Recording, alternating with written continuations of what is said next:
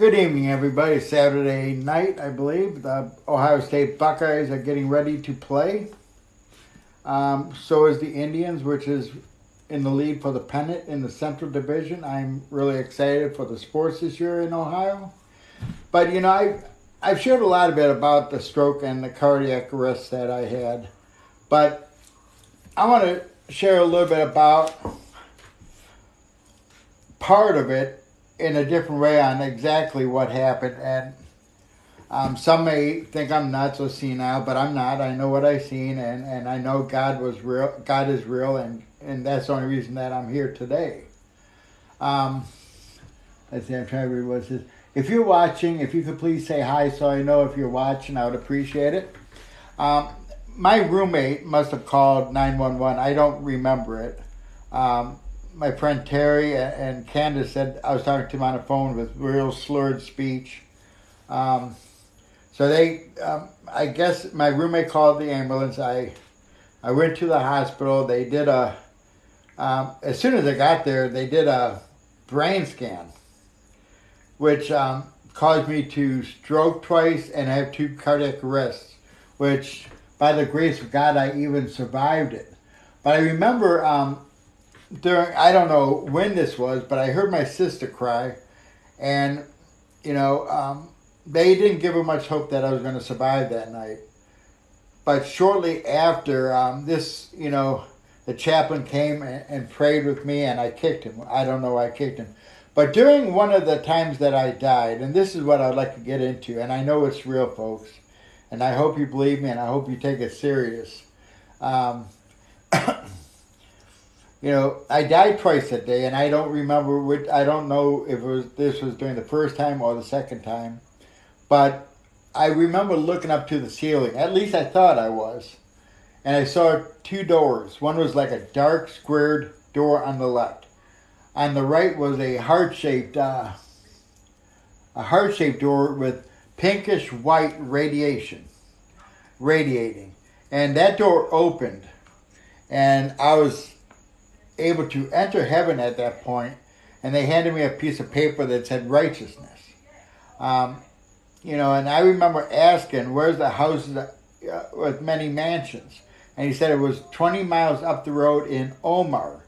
And I ended up in Oman at first, but I never made it to Omar. I came back or something happened. But I Googled up those cities, when I got out of the hospital. They're both in the Middle East. I never heard of them or anything. I remember the guy handing me the piece of paper. He was just a normal guy. There was a big concrete street there. I think it was concrete. I really couldn't tell. But it was perfect. No marks on it.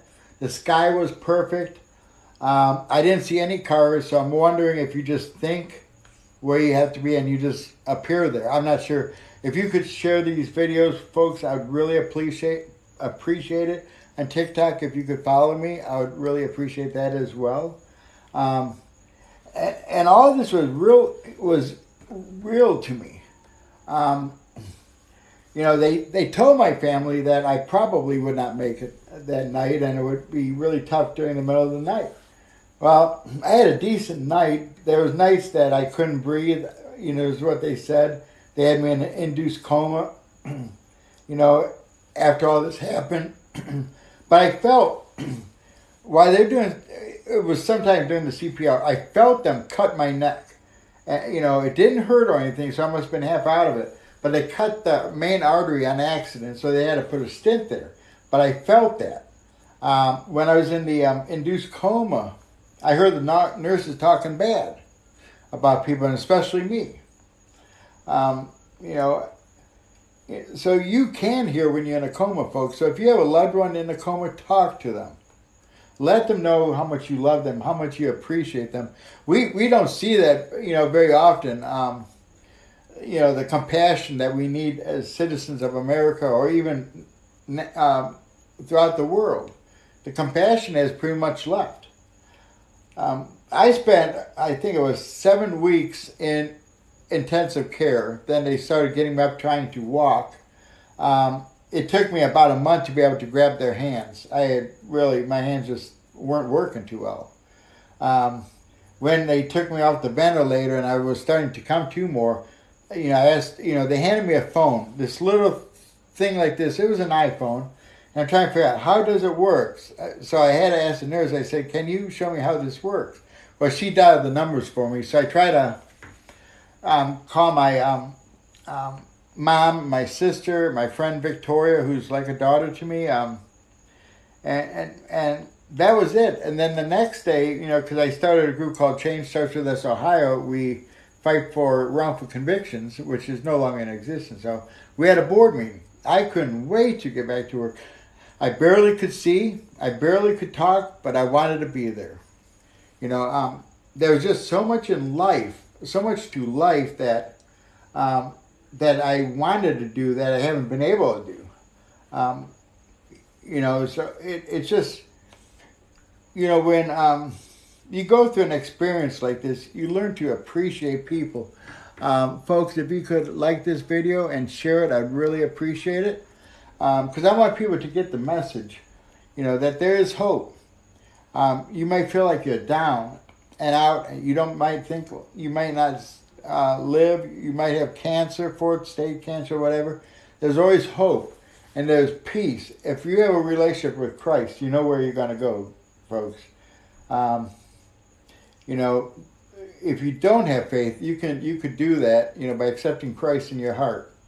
And I don't. I'm very careful with words, but when it comes to my faith, I'm serious about it. I was raised in a Christian home. I was adopted at a young age. I had a lot of health problems growing up. I was a diabetic, as I am today. I have a disease called ataxia, which is a very painful disease. It affects your walking ability. I have a walker and a wheelchair that I use. I haven't left the house in probably 2 weeks, just because I don't really have anybody to pick me up and I don't have any place to really go. So me and my cat, spend a lot of time watching the Indians game / Guardians, football, and sit on my patio and enjoying life. I am so thankful that I had this experience, believe it or not. It made my faith a lot stronger.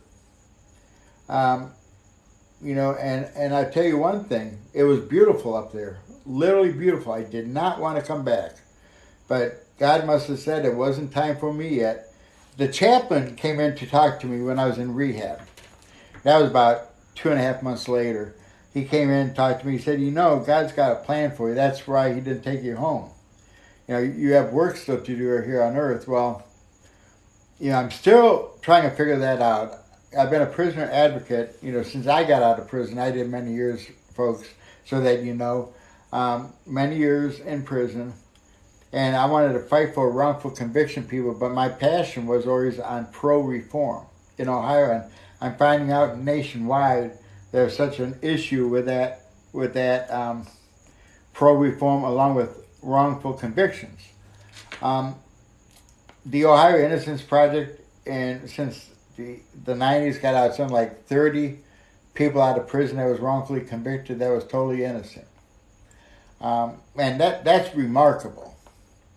Even if you committed the crime, I really believe you can change. There's one lady I talked to the other day that I personally think the guy should still stay in prison. She was a victim with 20 some other kids when they're young. The guy used a gun and forced them into stuff. Not that he can't change, but I do believe he should stay in. I don't think we can take a chance with somebody that has that many victims. I'll pray for him and I'll help him get proper medical if he has a problem. But there's certain people that, even when I was locked up, there would be a couple people that would sit there and brag about what they did wrong in their life. What they haven't gotten caught for and so forth. And those are the people I wouldn't let out. But there were so many good people in there. Please like this video and share it. I'd really appreciate it. And follow me on TikTok. Facebook, please share this video. If you're watching, please say hi, because I can't really tell who's watching. The way they changed YouTube around, Facebook around, you just can't tell who's watching anymore. I know I tagged quite a few people. Sometimes they watch, sometimes they don't. I try to take people on TikTok as well. Sometimes they watch, sometimes they don't. There's just so much to that experience. I was on a feeding tube for many days, for a long time actually. And one day it was heifer coming out and the stuff tasted awful. So they said, well, you can't eat till you see. I called her the swallow lady. She gave you a test to see if you could swallow. You can't eat till she tests you. She tested me 3 times. I failed. So I said, screw this. I stepped on the tube, pulled the whole thing out of my mouth, and went on strike till they fed me. And I was a diabetic. Don't think I didn't sneak food in there. I did, like candy bars and so forth. But also at the beginning, when I went through cardiac arrest, I aspirated. So I had pneumonia, which didn't help. My fever went up to 104. I remember the doctors saying something, and they told me later they put me in a bed of ice to bring the temperature down. And that lasted for 2 or 3 days. But when you have a stroke or cardiac arrest, you just don't have time to say you're not going to eat. So things happen. I do not know why. Is anybody watching on YouTube? On Facebook.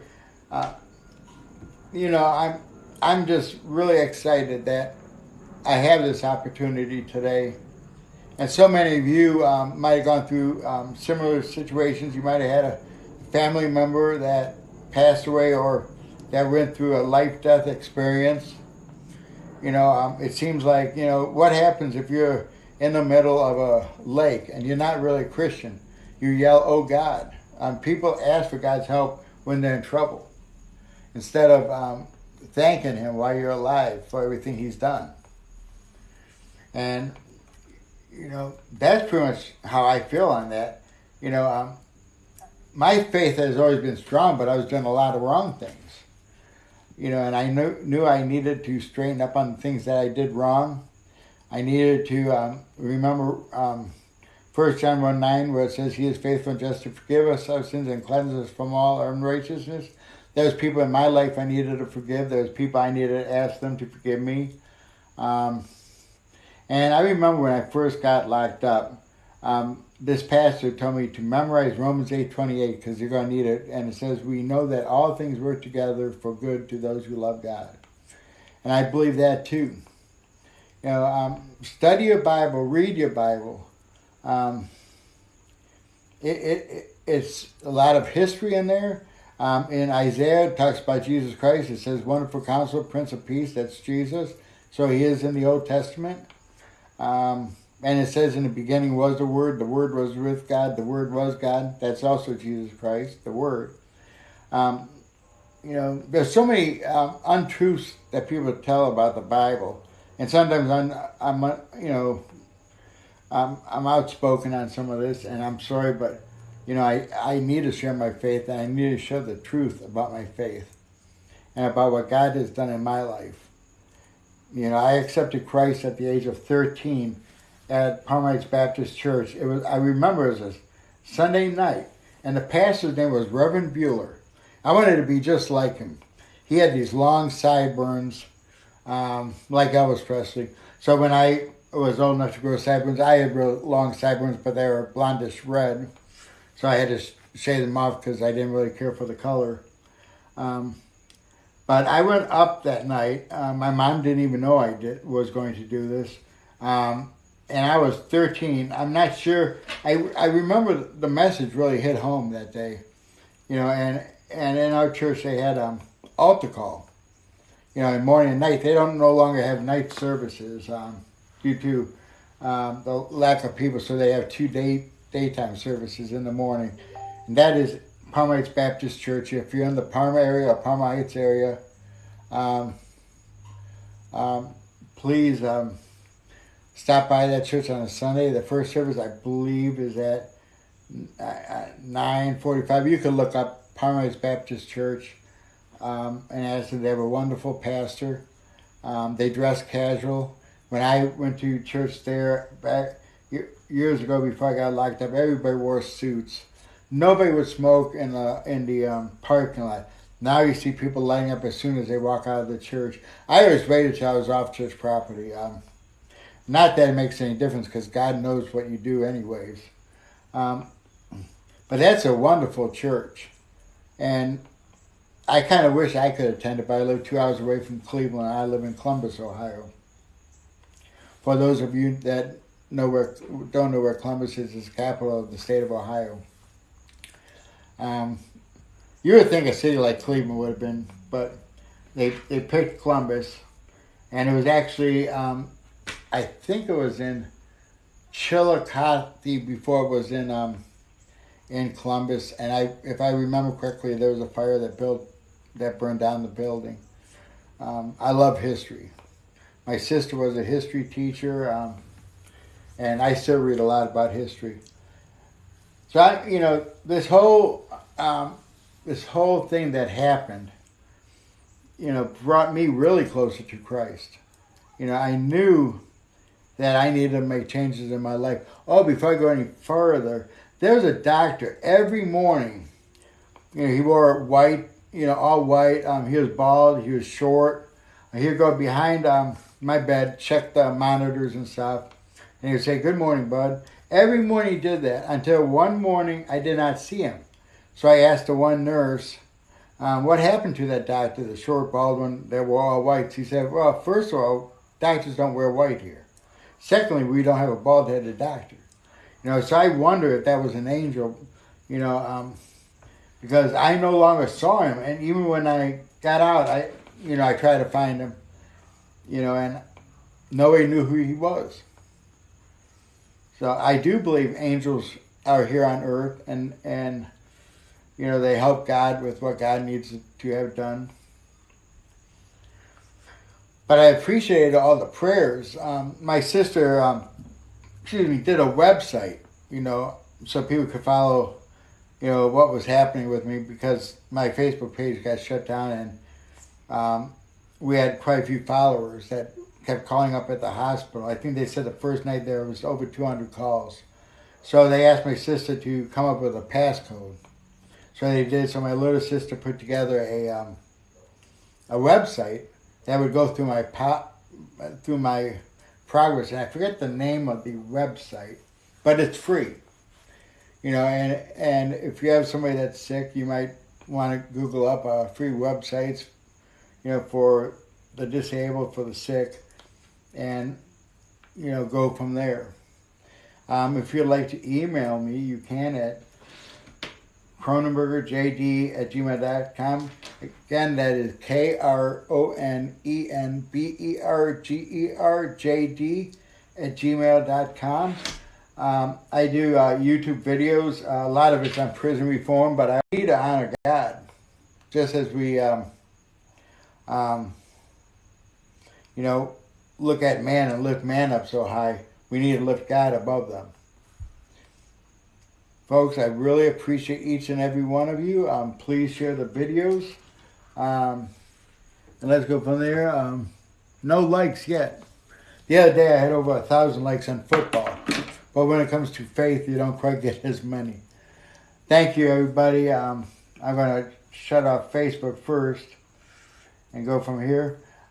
TikTok, it's always a privilege to be with you, and I appreciate each and every one of you. God bless you.